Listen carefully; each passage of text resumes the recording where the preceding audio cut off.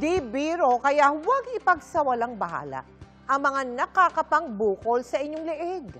Posible kasi itong lumala at makaapekto sa pamumuhay, gaya ng idinulog ng isang lola sa GMA Kapuso Foundation. Sa loob ng 4 na dekada, Dalawa pa, dalawa. boses ang naging puhunan sa paghahanap buhay ng 75 taong gulang na si Lola Helen. Isa kasi siyang barker ng jeep. Kaya hindi na nakapagtatakang ang kanyang boses na mamahaos na.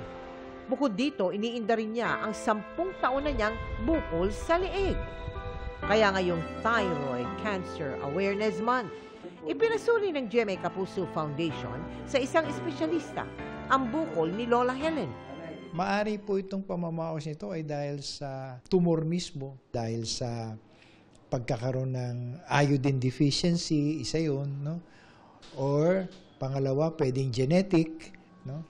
Or pangatlo, pwedeng yung pagkakaroon natin ng problema sa radiation. Pero eventually, baka kailangan talaga siyang maoperahan. Samantala, noong August 2022, natuldukan na ang 8 taong pagtitiis ni Elma. Napaoperahan na kasi natin ang kanyang bukol sa leeg. Meron kaming bagong technology. Nilagay namin ng wand natin na merong radio frequency. Dahan-dahan liliit siya. So, ngayon, wala na. Marami yung pagbabago na wala na yung pananakit ng dibdib ko. Tapos nakakakain ako ng maayos. Hindi na ako masyadong yung madaling mapagod. Maraming salamat po talaga na operahan ako. Gaya ni Elma, sana po ay matulungan din natin si Lola Helen. Ganito ang kalagayan ko. Gusto po niyong matulungan po niyo ako. Tinda-tinda lang po para makalibre lang kami ng kain.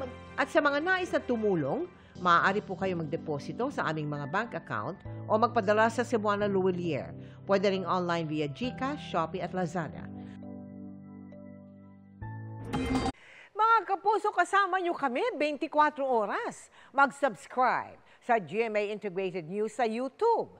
Sa mga kapuso abroad, bisitahin ang GMA Pinoy TV at www.gmanews.tv.